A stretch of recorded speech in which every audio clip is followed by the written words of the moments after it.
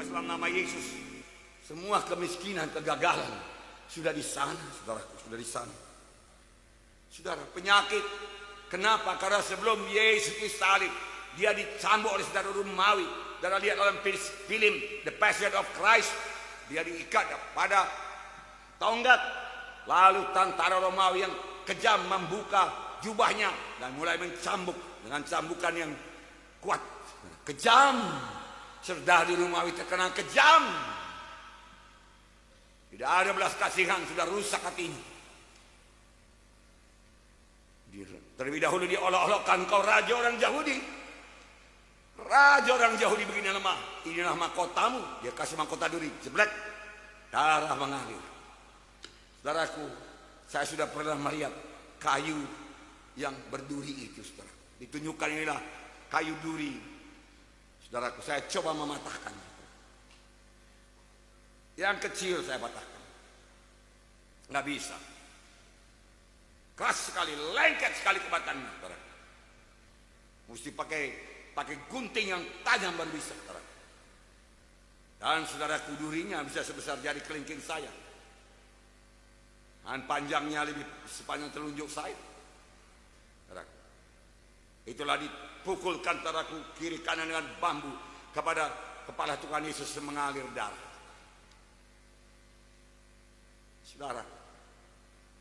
Kemudian dicambuk dengan cambukan saudara Romawi. Satu pegangannya 5 cabangnya kulit semua. Dalam kulit itu diikat besi dan tulang-tulang. Lalu disabetkan sekuat tenaga saudara Romawi. Saudaraku, rentas semua saudaraku. Terkopek semua saudaraku. Daging tubuh Tuhan Yesus. Urat-uratnya terputus, darah mengalir. Darah memancur. Sehingga Yesus tidak sanggup memikul salib lagi. Mereka masih berkata, hormat hai raja orang Yahudi. Saudaraku yang kasih, kelak satu saat, saudaraku, dia akan melihat muka Yesus kembali yang sudah mulia. Dan dia tahu itulah dia orang yang dia salibkan. Telah menjadi raja segala raja. Dan dia mesti berlutut, saudaraku. Karena firman Tuhan berkata, segala lidah akan mengaku, segala lutut akan bertelut dan mengaku Yesus Kristus adalah Tuhan. Amin. Haleluya. Dan pemimpin-pemimpin agama yang berkata itulah dia Mesias palsu. Kalau dia Mesias asli, tentu Allah datang menyelamatkan dia, membebaskan dia daripada kayu salib. Kita lihat saja apakah Allah datang apa tidak. Kalau tidak datang, itu Mesias palsu. Itu tandanya. Tuhan Yesus tidak berkata demikian. Sekali pada waktu Tuhan melayani, orang-orang minta tanda. Apakah tandanya engkau Mesias? Oh, bangsa yang tidak percaya ini dan duniawi minta tanda. Tidak diberikan tanda kepadanya. Hanyalah tanda Nabi Yunus. Sama seperti Nabi Yunus 3 hari dalam perut ikan. Anak manusia juga 3 hari dalam perut bumi. Kemudian bangkit. Mereka lupa tanda yang demikian. Mereka mau tanda menurut hatinya, menurut pikirannya. Tapi Tuhan hanya memberikan tanda bahwasanya dia bangkit pada hari ketiga. Miss mereka itu. Mereka yang mengatakan Mesias palsu, kelak berdiri, kelak berlutut di hadapan Mesias asli. Anda akan berkata, ya Tuhanku, ya Allahku. Namun sudah terlambat. Saudara yang kasih dalam nama Yesus. Tergantung di kayu salib, Tuhan Yesus berkata, Eli, Eli, lama sabatani. Bapa, kenapa kau tinggalkan aku? Perpisahan dengan bapaknya jauh lebih berat daripada segala cambukan, daripada segala paku, daripada kaki yang dipaku. Itu tidak seberapa dibanding dengan bercerai dengan bapaknya yang sangat mengasihi dia. Ketika Filipus pada suatu kali berkata kepada Tuhan Yesus lagi di dalam dunia, Tuhan Yesus, tunjukkanlah kepada kami Bapa itu supaya puas hati kami. Tuhan Yesus berkata, hai Filipus, begitu lama engkau bersama-sama dengan aku, dan engkau tidak tahu aku dalam Bapa, Bapa dalam aku. Aku dan Bapa itu satu, Filipus. Tetapi di kayu salib terjadi perceraian, menghancurkan hati Yesus. Tapi biarlah kita kenal dosa menceraikan kita dengan Tuhan. Kematian itu perceraian. Kapan roh saudara pisah dengan tubuh saudara, maka tubuh saudara mati. Dikatakan kematian badani. Kapan roh saudara tidak dapat bersekutu dengan Roh Kudus, maka saudara mati rohani. Ada mati rohani, ada mati badani. Tuhan Yesus memberikan hidup. Hidup rohani dan hidup badani dan bahkan hidup yang kekal. Saudaraku, hanya Yesus jalan ke sorga. Saudaraku, dan Tuhan Yesus berkata kemudian, sudah genap. Lalu dia menyerahkan nyawanya dan mati di kayu salib. Yakinlah semua, bilur-bilur Yesus sudah menyembuhkan penyakit saudara. Penyakit apa? Kanker. Bilur Yesus lebih berkuasa daripada kanker. Amin. Percayalah, kanker bisa lenyap oleh bilur Yesus. Tumor bisa lenyap. TBC sembuh dalam nama Yesus. Stroke sembuh dalam nama Yesus. Penyakit jantung sembuh dalam nama Yesus. Saya ini bekas penyakit jantung. 4 hari di ICU hernia. 4 orang dalam ICU. Saudara, hari yang pertama saudaraku, satu jalan lewat saudaraku. Mereka dongkrak saudaraku dengan mesin itu, dipukul saudaraku, nggak ada reaksi lagi. Mereka pukul-pukul dadanya, saya lihat saudaraku. Hari kedua satu lagi saudaraku, dari pintu belakang keluar. Lalu tiba-tiba di luar kedengaran jeritan tangisan. Saya pikir Tuhan, saya pikir. Hari ketiga satu lagi. Saudaraku, demikian juga saudaraku. Pukul dengan mesin itu, dipukul saudaraku. Tubuhnya pun naik ke atas saudaraku. Saudara, tapi tidak ada reaksi. Saudara, sekali lagi pukul lagi, tidak ada reaksi. Sudah. Jeritan di luar. Saya pikir besok giliran saya. Saya tidak mau, nggak mau aku Tuhan, saya katakan. Aku memandang kepadamu Tuhan. Aku memandang kepada bilurmu Tuhan.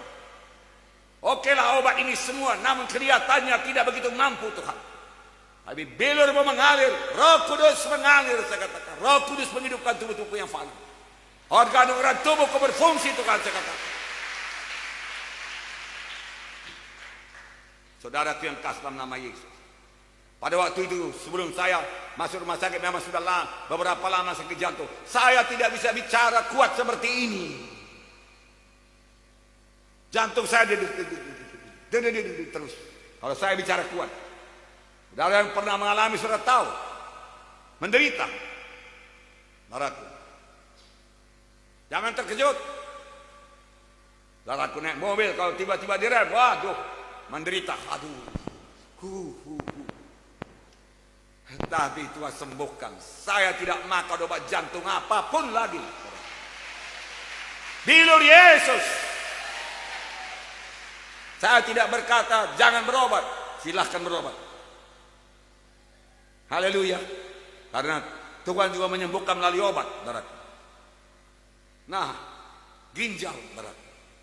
Gagal ginjal, lemah ginjal. Roh Kudus menghidupkan dalam nama Yesus. Asam urat. Saudaraku. Oh, sistem tubuh saudara bisa diobatkan Tuhan. Amin. Segala macam penyakit najis, HIV, AIDS, darah Yesus sanggup menyucikan. Haleluya. Semua sudah disediakan Tuhan Yesus. Haleluya. Dan penyakit-penyakit yang lain, saudaraku. Saudara, katarak, saudara. Lumpuh, stroke, saudaraku. Bebas dalam nama Yesus. Semua itu sudah disembuh oleh bilur Yesus. Haleluya. Haleluya. Saudara, bahkan saudaraku, saudara mau berhasil, saudara mau berkat, saudaraku. Saya bacakan kepada saudara. 2 Petrus 1 ayat 3. Sudah tersedia. Kesembuhan itu dia. Saudaraku, sudah tersedia. Sudah tersedia. Berkat berkelimpahan di situ. Keberhasilan di situ. Jangan keluar daripada masalah-masalah, problema-problema sudah ada. Semua sudah sediakan Tuhan. 2 Petrus 1 ayat 3. Ingat-ingat ayat ini. Kalau saudara tidak ingat-ingat 2 Petrus 1 ayat 3. Surat Petrus yang kedua pasal 1 ayat 3. Begitu lengkapnya. 2 Petrus 1 ayat 3. Karena kuasa ilahinya telah menganugerahkan kepada kita segala sesuatu yang berguna untuk hidup yang saleh. Oleh pengenalan kita akan Dia yang telah memanggil kita oleh kuasanya yang mulia dan ajaib. Segala perkara yang berguna bagi hidup yang saleh sudah tersedia. Kuasa ilahinya sudah tersedia pada waktu Tuhan Yesus mati di kayu salib. Pada waktu Dia berkata sudah genap. Apa yang dibutuhkan manusia sudah genap disediakan. Sudah genap. Manusia membutuhkan kesembuhan, sudah tersedia kesembuhan. Manusia membutuhkan kebebasan daripada kutuk dosa, sudah tersedia. Bebas daripada kemiskinan, tersedia. Bebas daripada kegagalan, tersedia. Bebas daripada segala macam penyakit-penyakit yang mengerikan, sudah tersedia. Berkat berkelimpahan sudah tersedia. Punya iman. Jangan katakan tidak mungkin. Saudaraku, segala sesuatu berkat yang disediakan Tuhan itu diterima dengan iman. Kesembuhan diterima dengan iman. Saudara, berkat diterima dengan iman.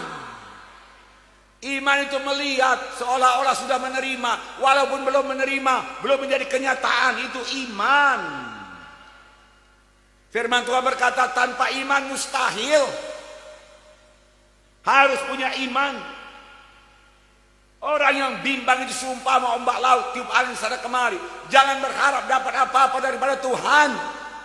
Pegang teguh firman Tuhan, pegang janji Tuhan, jangan goyang. Haleluya. Jangan katakan tidak mungkin. Tidak mungkin saya sembuh. Saudaraku, itu perkataan negatif yang menutup kuasa Tuhan. Saudara,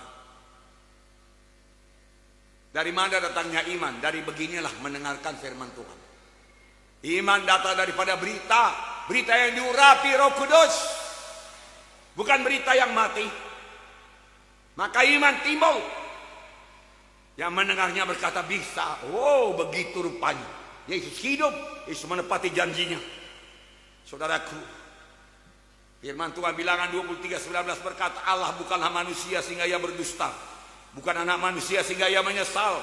Masakan Ia berfirman dan tidak melakukannya, atau berbicara tetapi tidak menepatinya?